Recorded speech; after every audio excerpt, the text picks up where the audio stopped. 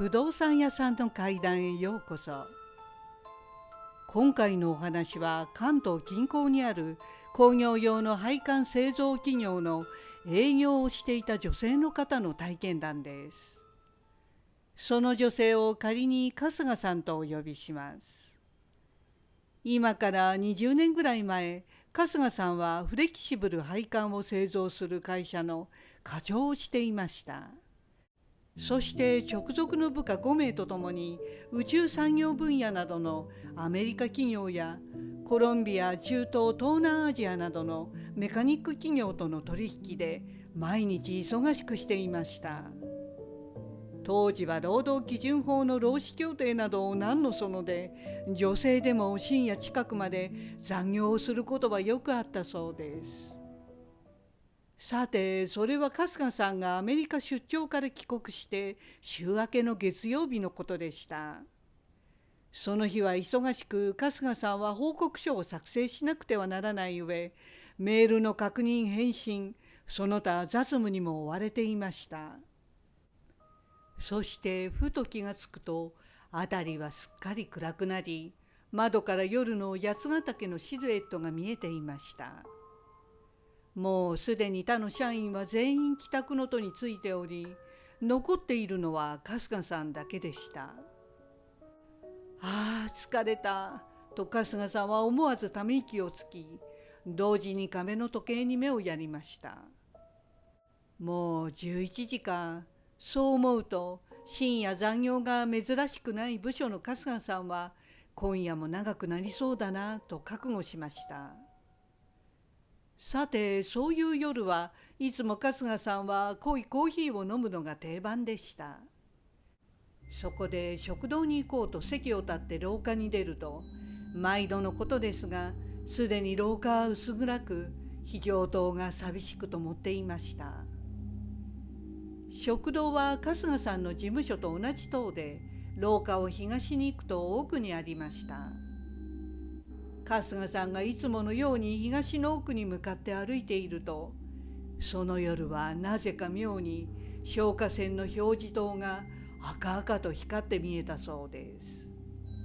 あれ、こんな真っ赤だったっけ？部品でも交換したのかな？と、そんなことをなんとなく思っていると、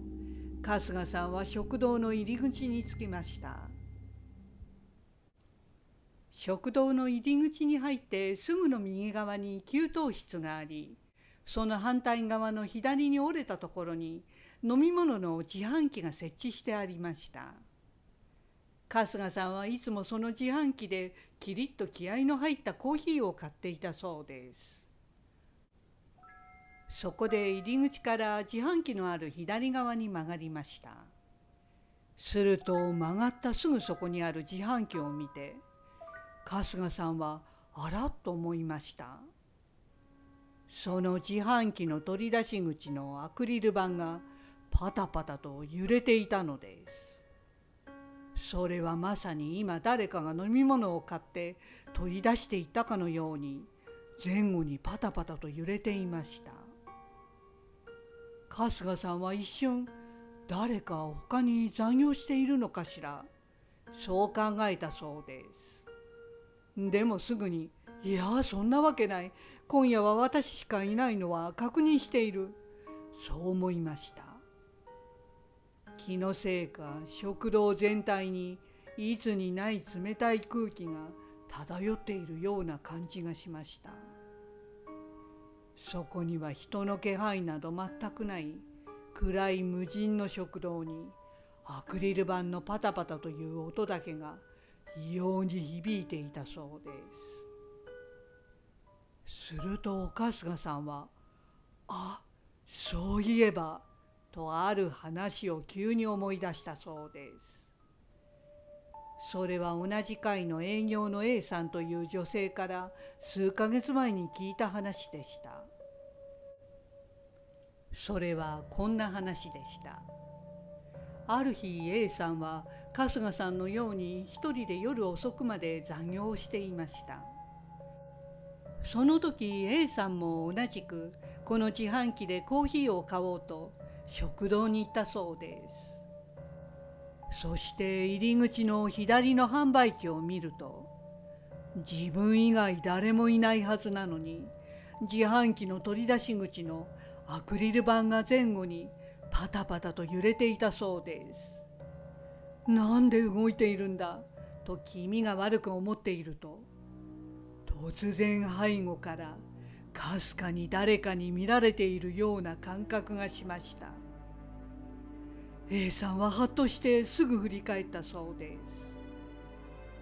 す。すると自販機の真向かいの窓ガラスに黒い人影が映っていたそうです。ここは3階で窓の外には人が立てるスペースなどありません。でもその黒い影はじーっと A さんを見ていたということでした。恐怖におののいた A さんは悲鳴を上げて逃げ帰ったそうです。次の日 A さんは社員の仲間たちにこの出来事を真剣に話していたそうで、春日さんはそんな A さんの話をこのタイミングで思い出したのです。春日さんはもともと心霊の類には全く興味がなく、幽霊など信じてもいませんでしたから、あの時は A さんの話を軽く受け流していました。でも今同じ現象に出くわした春日さんは、誰かに見られているような感覚がして怖くなり、今ちょうどそのガラス窓に背を向けていますが、振り返って見ることができませんでした。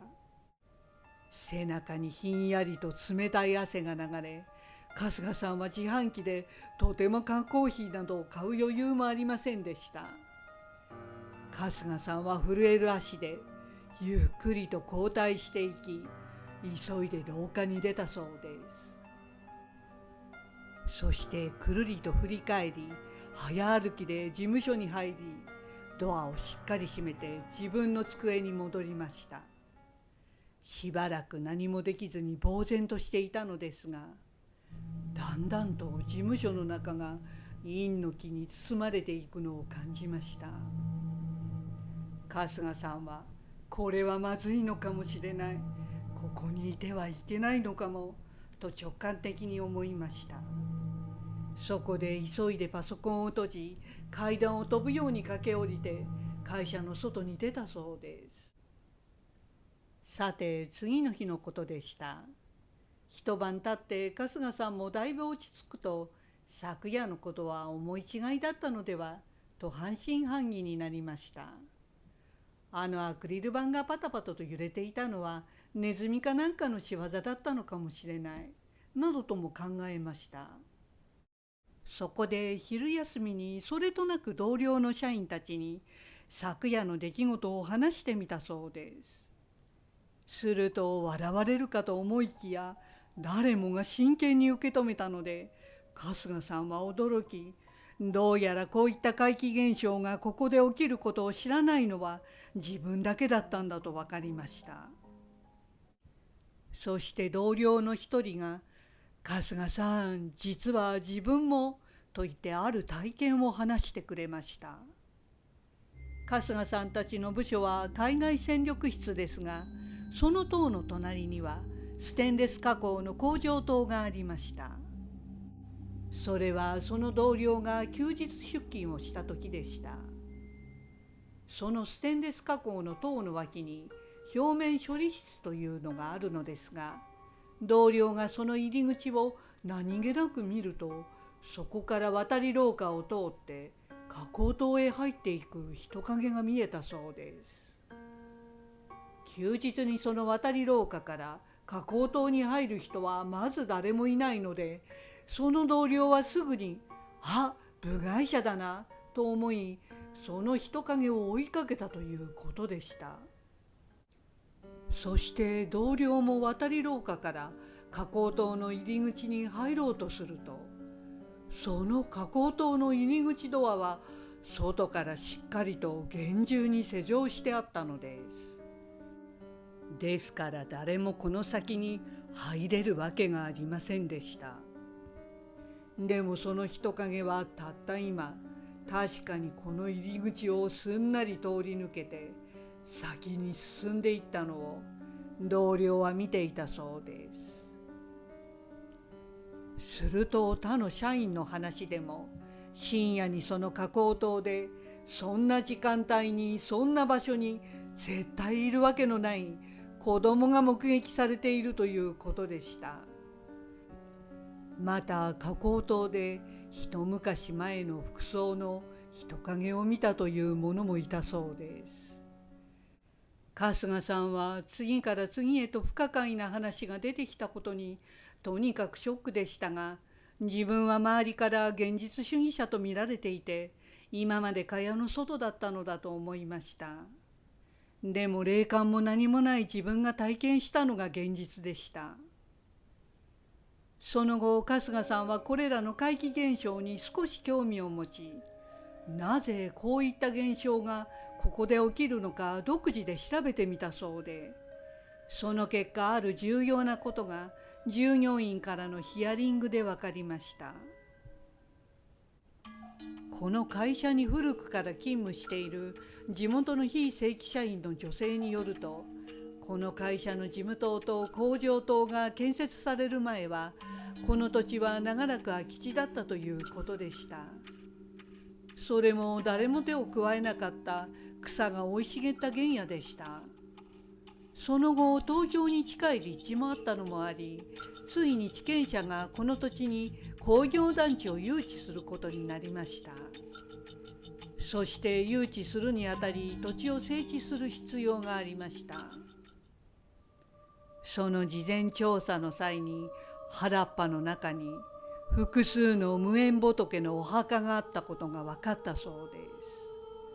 す。でもそれらをきちんと供養して別の場所に移したということは聞いていないそうで、おそらくは墓石ごと重機で取り除いて整地したようでした。今となるといつの時代の無縁仏のお墓だったかは不明ですが、この春日さんがいる海外戦力室の塔で深夜の残業中に目撃される一部の人影は戦前の服装や着物姿だったということでした。商業用に開発される土地の下には誰にも知られずに供養されない者たちが埋められたままのことが多いですが、何十年何百年経っても霊は静まることはないのかもしれません。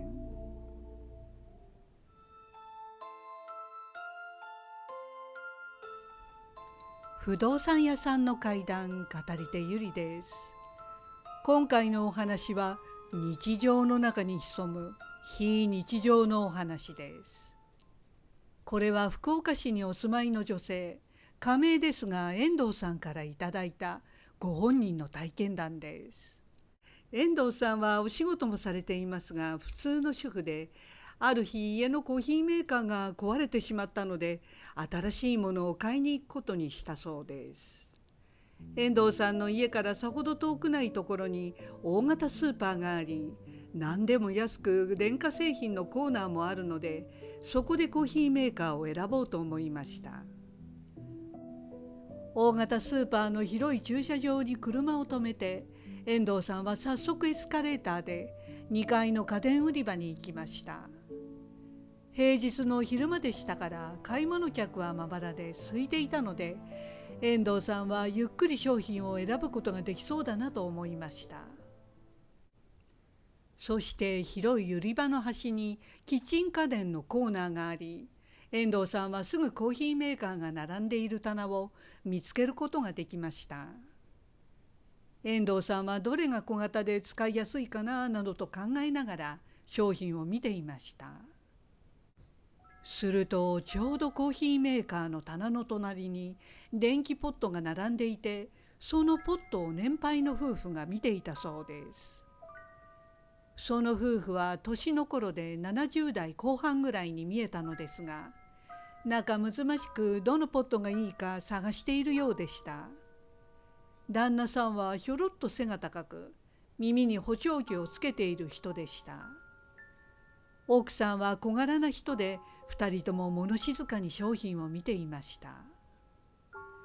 遠藤さんは心の中で、年をとっても仲良くていいなとなんとなく思いながらコーヒーメーカーを手に取っていました。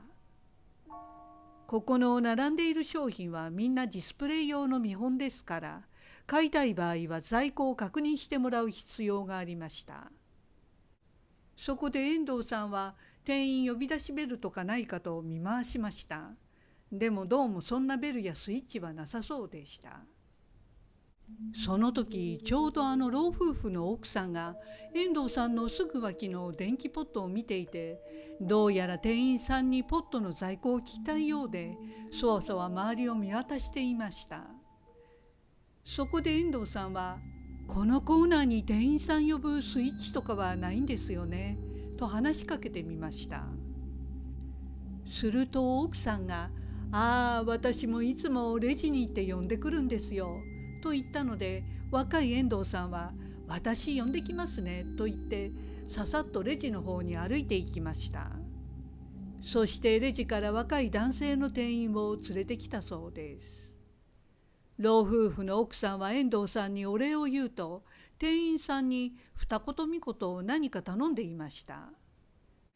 それで店員さんは脚立を持ってきて、上の棚にある電気ポットの在庫を取ろうとその脚立に乗りました。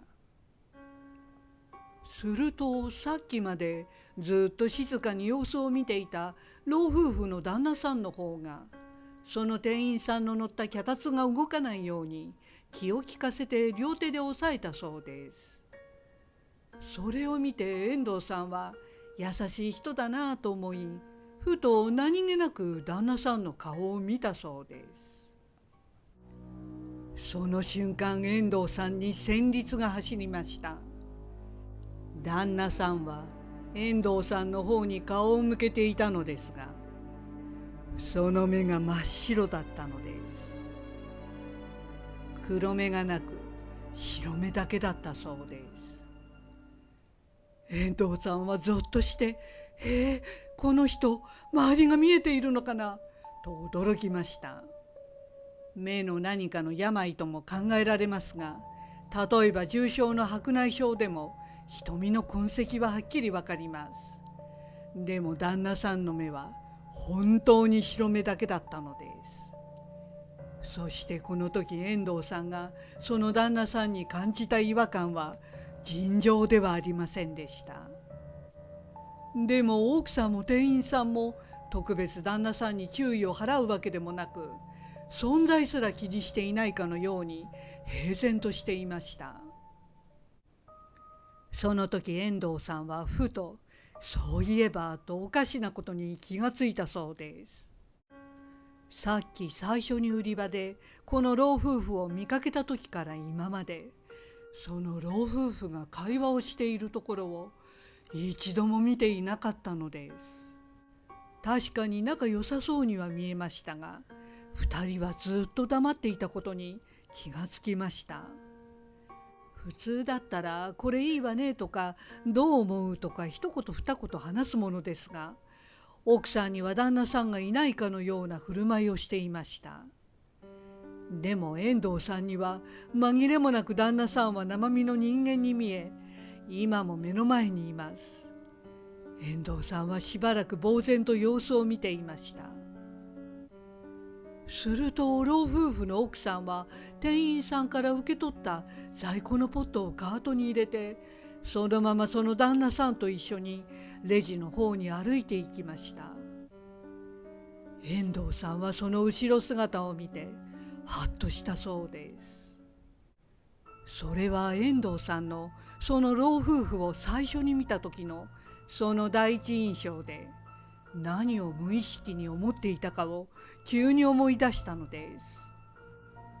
仲のいい夫婦だな、旦那さんは亡くなっても今も一緒なんだなと、そんな不思議なことを一瞬でしたが頭をよぎっていたことを思い出したのです。今から思えばなぜそんなわけのわからないことを思っていたのか不思議で、ひょっとして旦那さんの姿が見えていたのは自分だけだったのかもしれないと気がついたそうです。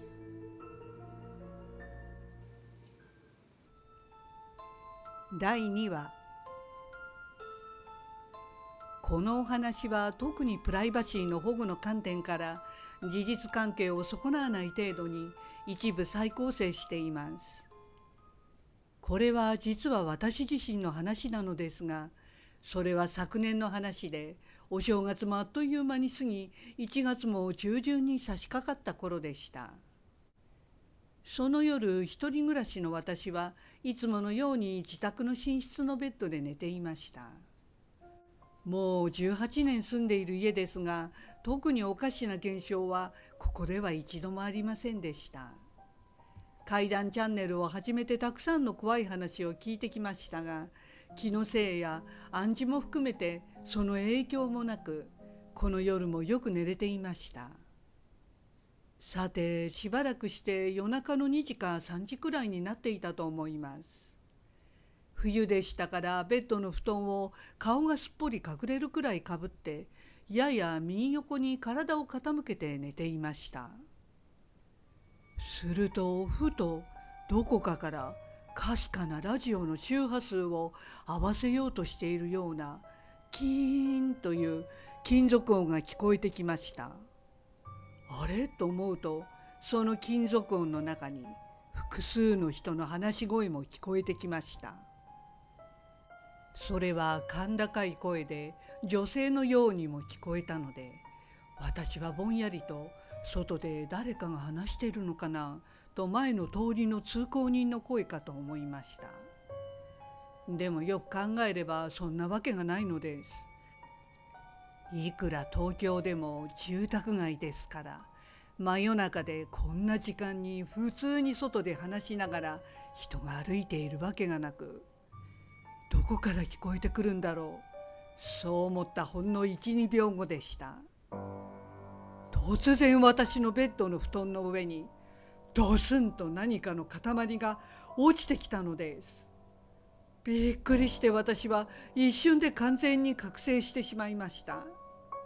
いきなり何かが天井から落ちてきたんですから、度肝を抜かれました。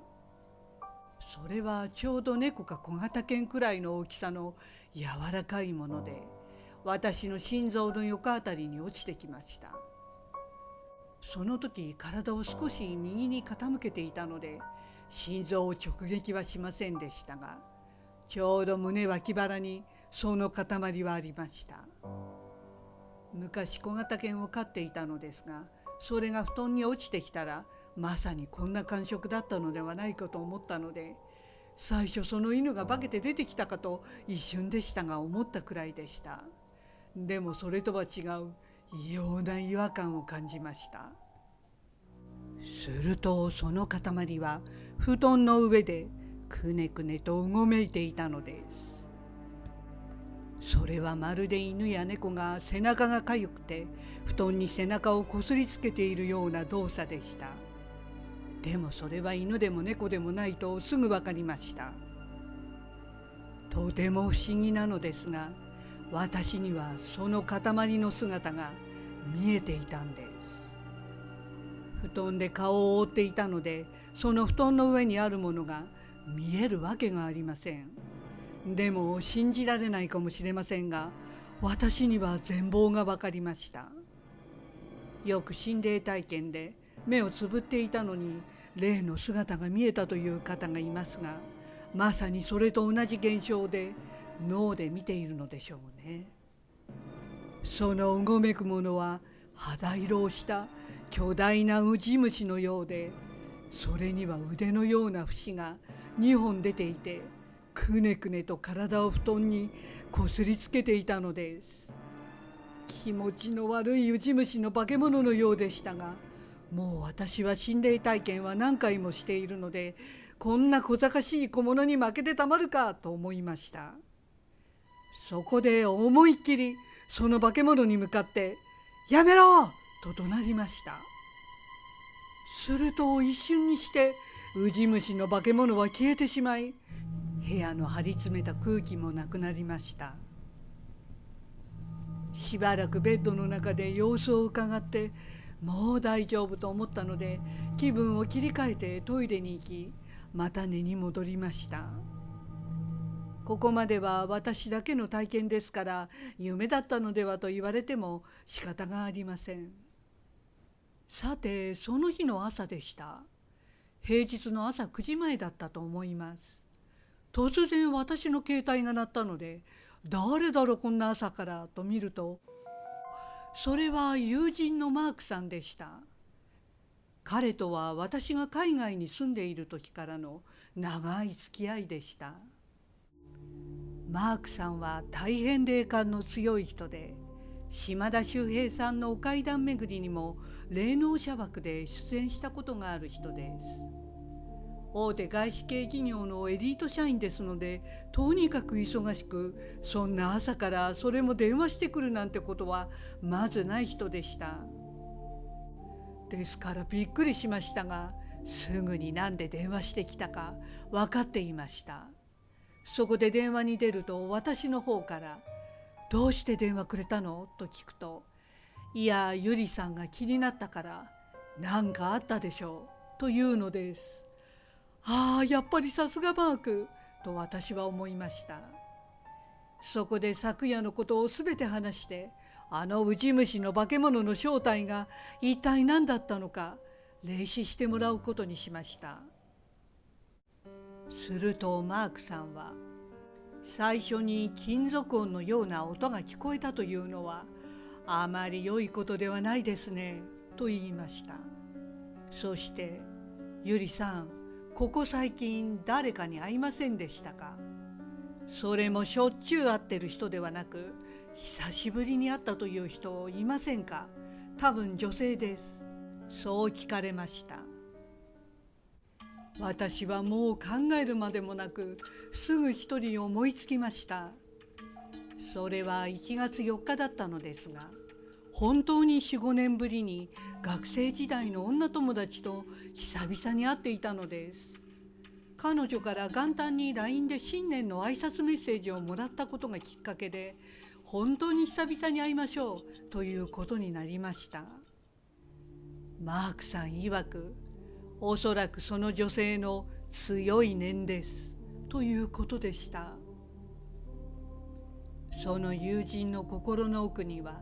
私に対して良くない気持ち、妬みのようなものがあり、それが念となって私に飛ばしたということでした。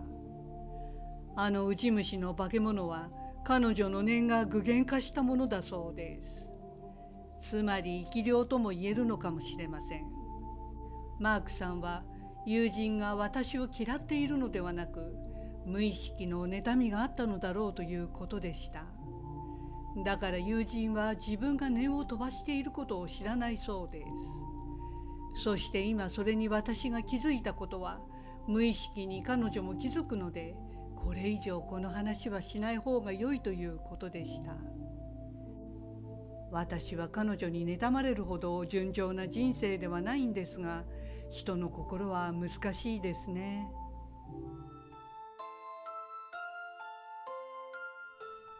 不動産屋さんの怪談、語り手ゆりです。以前不動産業者として相続人から遺品整理を頼まれ、買取業者の倉庫に行くことがありましたが、中古品には前の持ち主の念が染みついているのか、その重い空気に倉庫には長居はできませんでした。さて、その中古品を扱うお店はたくさんありますが、今回はその某買取店舗で起きたお話です。それは関西地方の某所にある買取業者で、そのお店で働いている仮名ですが前田さんという男性店員から伺ったお話です。前田さんのお店はもともと古本 CD、DVD などを主に取り扱っているお店でしたが、時代の流れで経営方針も変わり、それら以外の中古品も幅広く買い取るようになったそうです。どんなものでも需要があれば買い取る方針で、毎日いろんな品が持ち込まれていました。そんなある日、40代ぐらいの前田さんの表現では、少しくたびれた感じの男性がある品を持ち込んできました。それはその男性とはちょっと不釣り合いな意外なもので、こんなものでも買い取ってくれますかねと言って差し出したそうです。それはおもちゃの剣で割合きれいな箱に入っていました。昔のチャンバラごっこの刀ではなく、今時の子供が遊ぶ戦隊ものの剣で、電池で作動して光ったり音が出たりするものでした。おもちゃでもコンディションが良ければ十分再販できるので、では確認させていただきますね。ちょっとお待ちください。と言って箱に入ったおもちゃをお店の裏のカーテンで仕切ってある在庫室に持って行き、動作の確認をすることにしました。裏の在庫室には買い取り商品でこれから販売するものが種類ごとにきちんと整頓されて棚に並べてあります。前田さんは早速机の上に箱を置いて中を改めてみました。すると戦隊ものの剣はきちんと内部のプラスチックの型の中に収まり、説明書もちゃんと揃っていました。そこで電池が入っていたので動作を確かめると問題なく作動したそうです。ただその本体をよく見ると一点だけ少し気になるところがありました。おもちゃの剣の先がほんの少しだったのですが、ひびが入っていたのです。前田さんはおそらくこのおもちゃの剣で遊んでいた子供が先っぽをぶつけたかなんかだろうと思いました。でもこういった些細な傷は安価で修復してくれる専門業者がいたので、買い取ることには問題はありませんでした。そこでまた店頭に戻り、おもちゃを持ち込んだ男性に傷の修復費を差し引いて価格を想定し、500円で買い取ることを説明しました。すると男性は難なく了承して、厄介者を処分できたかのようにほっとした顔をしてお店を出て行ったそうです。お店に子供のおもちゃが持ち込まれることはあまりないので、前田さんが傷の修復業者に連絡すると、他の品と一緒に数日後に取りに来るという返答でした。そこでそれまでの間しばらくおもちゃの剣は裏の在庫室で保管することになりました。さてその日の夜でした。お店は夜10時まで営業しているので、前田さんはその夜はレジ番をしていたそうです。そして店内の隅にあるカウンターでちょっとした作業をしていると、突然ギュインギュインギュインというけたたましい音が鳴り響きました。びっくりした前田さんは警報器が作動したのかと慌てたそうです。そこですぐ広いお店のフロアを確認しに行くと、店内は全く静かなものでした。前田さんはあれ、音が聞こえなくなったなと妙でした。お店には10人ぐらいのお客さんがいたのですが、どの人も何事もなかった感じで立ち読みをしたり商品を見ていました。他の従業員も平然と作業をしていたそうです。前田さんは店頭では音が全く聞こえなかったので、あちこち調べてみましたが、どこも静かなものでした。おかしいなぁと、あれだけの大きな音でしたから空耳ということもなく、前田さんは一体どこから鳴り響いていたのだろうと不可解でした。それでもレジに戻って再び作業を続けていると、またいきなりギュインギュインギュインとあの奇妙な音が聞こえてきました。まただと思った前田さんは、さっき探しに行かなかったのは裏の在庫室だけだなと気がつき、すぐに裏の仕切りのカーテンを開けたそうです。するとそこには見たことのない幼い幼稚園児ぐらいの男の子がいました。その男の子は手に今日持ち込まれたばかりのあのおもちゃの剣を持っていたそうです。そのおもちゃがキラキラと光りながらギュインギュインとあの音を鳴らしていたのです。前田さんはそうだったそうだった、おもちゃの音だったなとほっとしました。男の子はきょとんと無邪気な顔をして前田さんを見ていました。前田さんはおやおやと苦笑いをし、特に驚きはしなかったそうです。というのも、その裏の在庫室にはお店のお客様用のトイレに向かう廊下からも入ってこれるのです。大人ならすぐ従業員しか入ってはいけないのが分かりますが、子供だから間違えて入ってきちゃったんだ。それで棚にあったおもちゃの剣を見つけて勝手に遊んでいたんだな、と前田さんは考えました。ただほんの一瞬、おもちゃは修理に出す予定で特別な棚に置いてあったので、よく見つけて取り出せたなとは思いました。でも親御さんはまだこの子がいないことに気がついていないようだから、すぐお店の方に連れて行かなくてはと思ったそうです。そこでちょっとかわいそうでしたが、前田さんは男の子に「ごめんね、僕ここは入ってきちゃダメなんだよ」と優しく言いました。そしておもちゃの剣を返してもらおうと近づいた時です。突然前田さんの目の前で、その男の子はホログラムのようにスーッと薄く透けていき、消えてしまいました。前田さんは声も出ないくらい驚愕したそうです。あまりのショックにその場に立ちすくんでしまいました。そして前田さんは「嘘だろう、きっと疲れてるから幻覚を見たんだ」と自分に言い聞かせました。でもそれは夢でも幻覚でもなかったとすぐ分かったそうです。前田さんの足元でカランという音がして、たった今男の子が持っていたあのおもちゃの剣が転がってきたのです。それはこの在庫室の棚に前田さんがわざわざきちんと箱の中のプラスチックの型に入れて保管しておいたもので、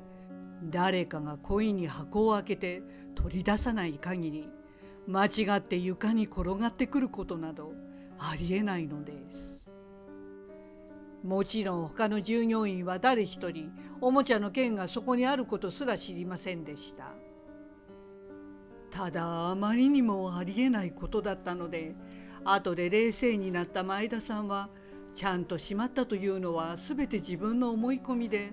接客で忙しい時に無意識におもちゃを安定の悪いところにポンと置いたまま接客を続け、それが偶然あのタイミングで落ちて足元に転がってきたのではないかとも考えたそうです。でも勝手におもちゃの音が2回も鳴ったことは説明がつきませんでした。そして奇妙ですが、けたたましく鳴り響いたおもちゃの音は前田さん以外誰にも聞こえていなかったということでした。前田さんは霊感は全くないそうなのですが、あの男の子は生きている子供そのものに見えたのは紛れもない事実で、今でも信じられないそうです。おもちゃの剣はあの男の子のものだったのか、単に子供の霊がおもちゃに興味があっただけなのか、それは分かりませんが、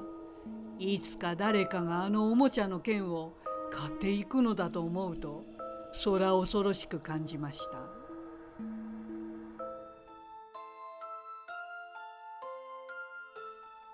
不動産屋さんの怪談へようこそ。今回も当チャンネルの視聴者様から不思議なお話をいただきました。その方を仮にはるみさんとお呼びします。それは今から3年ほど前のことでした。東京23区にお住まいのはるみさんは、何か時給の良いアルバイトがないかと探しているとパン工場での仕事がありました。それもはるみさんが特に好きなメーカーのパン工場で、そこでは新鮮なパンを直接安く買えるということでした。またはるみさんの住んでいる杉並の最寄りの駅からは、その工場は電車一本で行ける京市にあり、場所も文句なしでした。ただ夜勤のアルバイトで今まで夜勤の仕事はしたことがなかったので不安でしたが、でも仕事が終わるのは朝ですから、帰宅時が怖いということもなさそうなので、そういうバイトも体験してみよう、そうはるみさんは思いました。そこで早速工場に連絡し、面接の日時が決まったそうです。ところがその面接の当日でした。関東に台風が接近し、激しい嵐で、はるみさんはこれじゃあ人事課に連絡して面接の日を変えてもらうしかないと思い電話をしたそうです。すると人事課の人は親切で当然のように日取りを変更してくれました。はるみさんはああよかったとほっとしましたが、でも今から思えばこの嵐は自分を生かせないためだったように思えるそうです。さて、はるみさんはいつも知らないところに行くときは、前もって地図や Google のストリートビューなどで確認するということでした。少し時間が取れたので、駅からの道順を調べて、頭で行き方をシミュレーションしていました。はるみさんはもともと方向感覚がよく、大体の道順だけでも目的地にはいつも必ず行けるそうです。そして面接の日も前の日に再度道順を確認し、はるみさんは自信を持って工場に向かいました。無事難なく工場に到着すると、はるみさんは緊張することなく面接を受けることができ、すぐに採用が決まりました。はるみさんはほっとして工場を後にしました。すると外は午後の太陽の日差しが気持ちよかったそうです。そして駅に向かってはるみさんが歩き始めると、ふとせっかくだからこれからほぼ毎日通うわけだし、この辺はどんな様子なのか知っておくのも良さそうだなと思いました。そこで少し回り道をすることにしたのですが、住宅地の中に入ると道が複雑になるので、車が多く行き交う街道沿いを歩くことにしました。するとしばらく歩いていると、右にそれる道がありました。その道もガードレールのあるような公道だったので、はるみさんはその道の右側の歩道に入っていきました。そして案内標識もあるから迷うこともないだろうとその時は思ったそうです。さて、そんなわけではるみさんは駅の方角をだいたい頭に入れながら周辺を見渡し歩いていると、途中で少し先に中学生ぐらいの男女5、6人の集団が見えました。はるみさんはおやと思いました。というのも女の子たちが浴衣姿で、男の子もおしゃれをしているように見えたのです。はるみさんがもっと近づいていき、よく見ると、彼らが立っているところは神社の鳥居の正面だったそうです。そうか、今日はこの神社のお祭りなんだと納得しました。はるみさんは興味をそそられ、神社の中をちらっと見たそうです。するとそこはかなり古い歴史のありそうな神社でした。境内では多くの地域の人たちでにぎわっていたので、はるみさんはちょっとお祭りを覗いていこう、そう思いました。その神社はとても広い境内で、たくさんの屋台が並び、家族連れやカップルが焼きそばやたこ焼きを買おうと並んでいました。子供たちは楽しそうにはしゃぎ、はるみさんはほのぼのとした気分になったそうです。そして一通り広い敷地を回ると、そのまま神社を後にしました。はるみさんはきちんとお参りをしなくて失礼だったかなとふと思いましたが、いずれ改めて参拝に来てみようと思いました。さて、それからでした。はるみさんは再び元の道を同じ方向に歩き始めました。そして駅に向かうにはどこか途中で曲がらないといけないなと思っていると、ちょうど広い S 街道にぶつかり、そこを曲がったそうです。そして少し進むと、はるみさんはなんか変だなと感じました。さっき神社を出た時は空は明るかったのに、この S 街道に入るといつの間にか辺りが薄暗くなっていたのです。そんな長く歩いていたわけでもないのに、と不思議に感じました。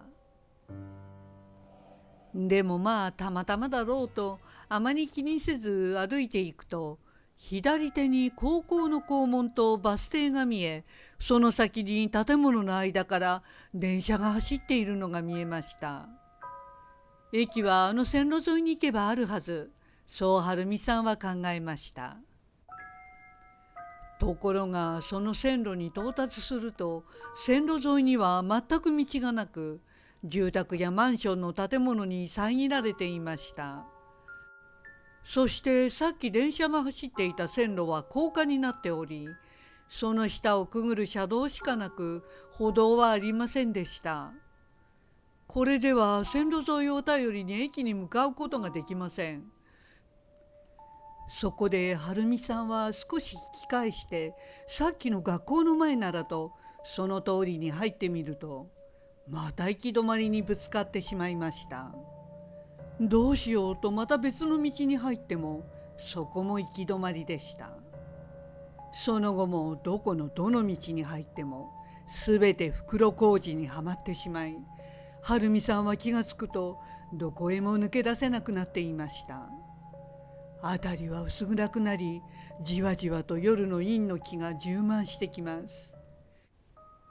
何かが普通じゃないと思いましたが、晴美さんはまたもう一回線路の高架のところに戻り、そこで右往左往していると、やっと離れたところに歩行者用の地下道を見つけました。今からこの目の前の薄暗い陰気な地下道を抜けなくてはならない。そう考えると晴美さんは少し怖くなりました。周りには人通りもなく、地下道の中も誰も歩いていません。人っ子一人いない暗いトンネルの中を、晴美さんは背筋に冷たいものを感じながら、なんとか通り抜けたそうです。地下道を抜けてみると、反対側にも線路沿いの道はありませんでした。晴美さんは仕方なく道なりに進んでいくと、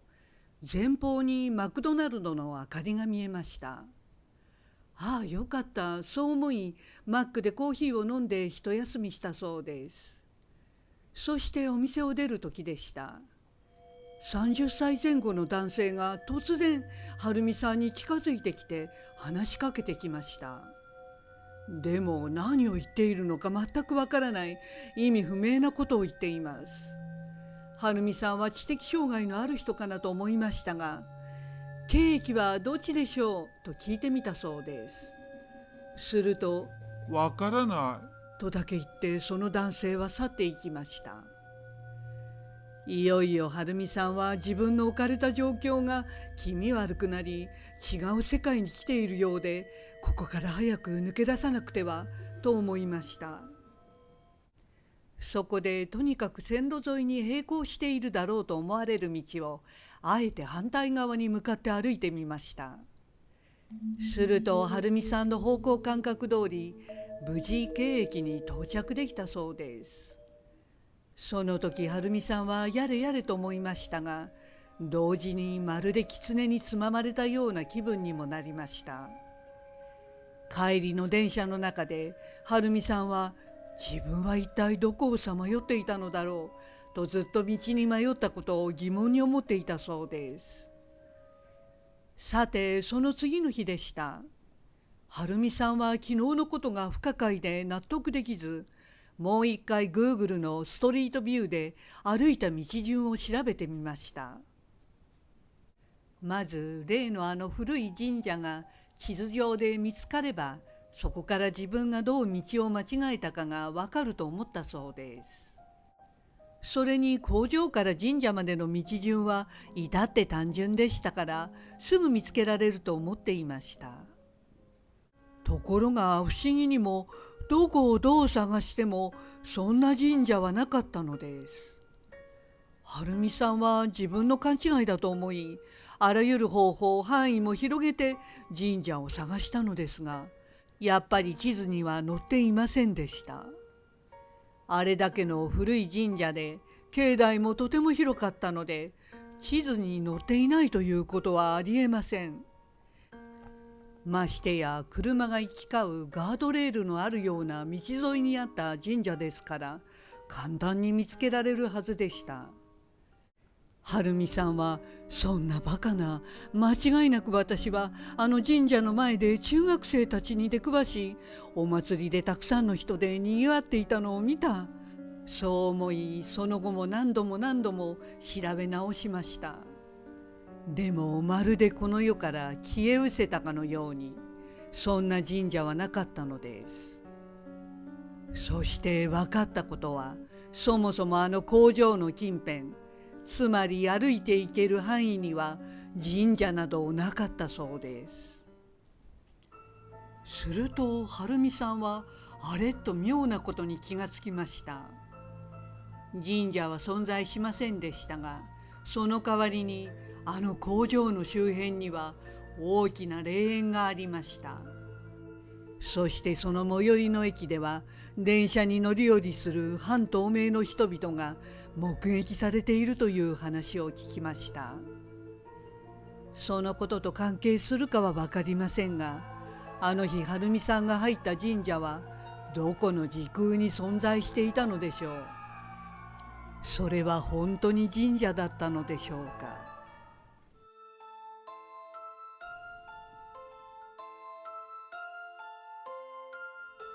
不動産屋さんの怪談へようこそ。今回のお話は九州地方で僧侶をされている60代の男性の方からいただいたお話です。その男性を仮に松下さんとお呼びします。それは先日松下さんが友人から、自分の部下が自宅ですごく困ったことになっているんで、君霊感が強い坊さんだから相談に乗ってくれないかと依頼を受けました。詳しくはとにかくその部下に会ってくれということで、松下さんは直接話を聞くことになりました。その部下を仮に加藤さんとしておきますが、40代後半の身なりの良い落ち着いた男性でした。初対面でしたから本題に入る前にちょっとした自己紹介的な話をすると、松下さんは加藤さんが教養のある誠実な印象で、嘘や妄想を言うような人ではなく、本当に困っているのが分かりました。そこで早速、その困ったこととはどんなことでしょうかと松下さんが単刀直入に聞くと、加藤さんの顔がさーっと曇り、ゆっくりと語り始めました。加藤さんは現在まで20年ぐらいずっと同じ 2LDK の平屋に一人で住んでいるのですが、それは今から13年ぐらい前のことだったそうです。ある日、加藤さんの家の一部屋に氏が湧いているのを見つけました。それからはしばらく氏が家のところどころで湧いているのを発見したそうです。加藤さんはすぐに床下を確認しましたが、動物の死骸とか腐敗したものとか何もありませんでした。変だなぁと加藤さんは思った直後のことです。加藤さんの祖母が急に亡くなりました。するとその後ピタッと氏が湧くことはなくなったそうです。そして13年過ぎた今年の初めでした。また加藤さんの部屋に突然氏が湧くようになったのです。それはある日の夜、加藤さんが居間でくつろいでいる時でした。ふと背後に気配を感じたので振り返ると、テーブルの上に2、3匹のウジ虫が這いずっていました。こんな寒い冬の日にウジが部屋のテーブルで這いずり回っていたのです。驚いた加藤さんはすぐ家の中や床下を調べたのですが、ウジが湧くような腐敗したものはどこにもなく、すぐに殺虫剤をスプレーして対処したそうです。すると次の日、天井からも突然ボトンとウジが加藤さんの目の前に落ちてきました。そして気がつけばウジが床一面に湧いていました。これにはさすがに加藤さんもぞっとしたそうです。その後も毎日ウジ虫は家の中の場所を変えて現れたということでした。加藤さんは専門業者に再度床下を確認してもらうと、その時は大量のウジが湧いていたそうです。でもやはりウジが湧くような腐敗したものなど何もなく、駆除しても駆除してもウジが湧き続けました。そして原因不明のまま2週間以上ウジが家中のあちこちで湧いてきたので、精神的にもかなり参ってしまったということでした。ただ加藤さんはふと13年前の祖母のことを思い出したそうです。きっとまた自分の身近な人が亡くなる予兆なのではと胸騒ぎがし、霊視のできる松下さんに相談に来たということでした。一通りの話を聞き終えると、松下さんはそれだけのウジが湧くのであればハエもたくさんいるはずなので、ハエはいましたかと聞くと、加藤さんはハエは全く見なかったということでした。そうなると松下さんは霊障である可能性があると思い、加藤さんにまず家の中の写真、ウジが湧いている場所、また家の外観や周りの風景などの写真を送ってもらうことにしました。早速送られてきた写真を見ると、まず加藤さんが住んでいる一軒家は平屋のプレハブ住宅のようで、隣に大きなマンションが建っていました。そして家の中の写真を見て松下さんは驚愕したそうです。その写真には家のあちこちにたくさんのウジがプツプツと写っていたのです。まるで加藤さんの家そのものが腐敗していて、ウジが食い尽くしているかのようでした。松下さんが写真を霊視してみると、家の外観の写真に写っていた庭と庭に、そして隣接するマンションが気になったそうです。というのも、何かをその敷地内に埋めている感じがしました。そこで加藤さん本人に、この庭とその隣接した敷地のどこかに何か埋めていませんかと聞いてみたそうです。すると加藤さんはあっというような表情になりました。そして、そういえばなんですが、うちの庭によく来ていた野良猫がいて可愛がっていたんですが、ある日突然亡くなっていて、それで火葬して遺灰を庭の木の下に埋めましたと、そういう説明でした。そして餌をやり保護して飼っていた猫もたくさんいたそうですが、猫たちの供養は特にしていないということでした。それとウジ虫が湧くことと関係があるかは、この段階では松下さんは確信はありませんでした。でもこの地に埋められた動物霊が絡んでいる感じがしてならなかったそうです。特に隣のマンションの敷地も強い違和感があったので、さらに松下さんが霊視を続けていくと、だんだん見えてきました。